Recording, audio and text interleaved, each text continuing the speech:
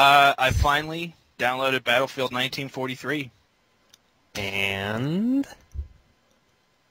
It's good. It's a good game. What do you mean it's... Here's what I have to... Alright. Here's what I have to say about Battlefield 1943.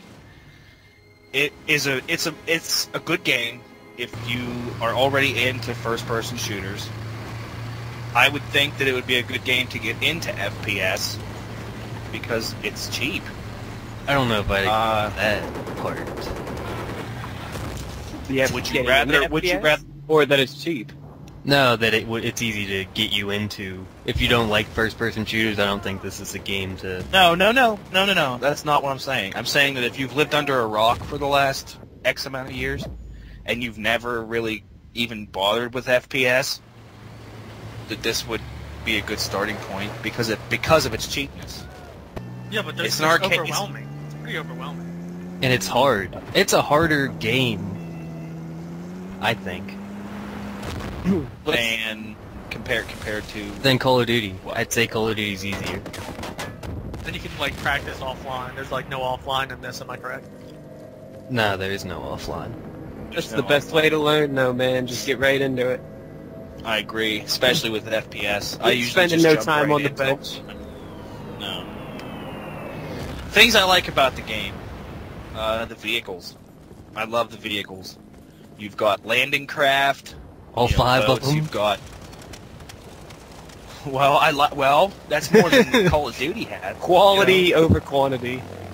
Right. It's $3 a vehicle.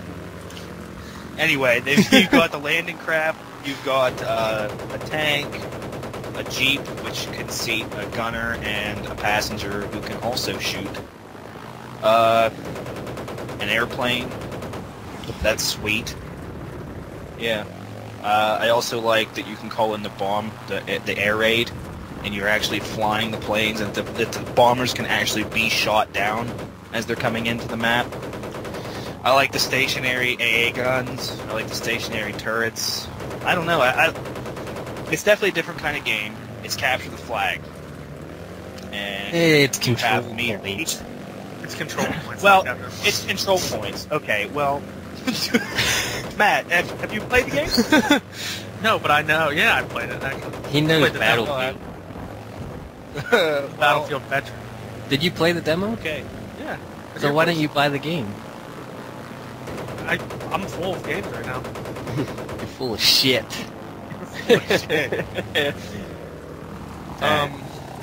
Things I don't like about the game are that there's only 3 maps. I have a question. Do you know if they're going to come out with more maps for that? Well, okay, they came out, quote-unquote, came out with a new map, but it's a new game mode. It's air superiority. I would just like to have... It was free, whatever, but I would just like to have... and that was actually a competition between, like, PlayStation owners and Xbox owners. The first to, like, 43 million kills unlocked that map, which was pretty neat. That's not how it worked, is it? Yeah. It was first to 43 million, but it wasn't a competition between consoles. It was... Well, it wasn't a competition, but whatever console got it first got the map first. Well, yeah. But it's not like if you weren't the first console of 43 million, you didn't get it. Yeah. Right. Alright, but like I'm saying, I just wish that we had a new map. It wasn't an island map? Well, yeah, it's Pacific Theater, so it's all island maps. Which, that's not bad. The scope of the maps are just fine. The size of them's just fine. It's fine. I just wish we had new maps. I mean, I know that you would like to have a lot of forests, and maybe like old world villages and things like that. Atlantic or European theater type stuff, but I'm fine with the Pacific Theater. I just wish we had a new map. At least one. Because what happens when you join the game is it'll put you into a map, and then you'll play that map, and when that's over, you'll play the same map as the other side. I don't know why That's they... how Battlefield's always been, though, for a while. I don't know why they do that. I don't know either. Because the way the maps are set up, they're basically symmetrical. Yeah, there's so no that, for reason. instance, on the Iwo Jima map, the home base carriers start on either side of the island, and you have an equal opportunity to either get control points or to get the same control point. They're equidistant, you know? Like, for instance, on Iwo Jima, it's just as easy for one side to get the lighthouse as it is for the other side to get the fishing village, okay? On the other hand, it's equally easy, it's equal for both sides to try and get to Mount Suribachi. You know what I'm saying? Yeah, there's no advantage of being either team, so there's no reason to switch teams.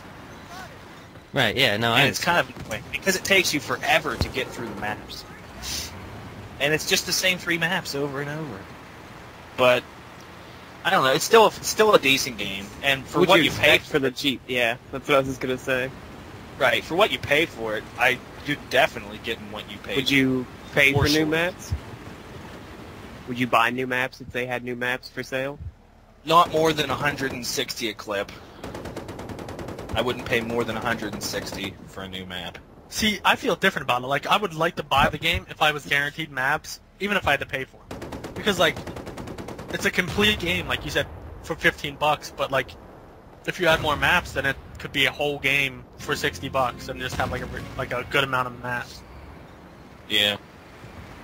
I don't know. I'm just saying, it's a good buy, even with 3 maps, because you're definitely getting what you pay for. But I would definitely like new maps, and yes, I'd be willing to pay for it. I just want them to remake Battlefield 1942. That would be a good idea. That would be nice. It's such a good game. Vietnam, I felt, was a letdown. I liked Vietnam. I liked, 2. not modern, Battlefield 2. I thought it was probably just as good as 42.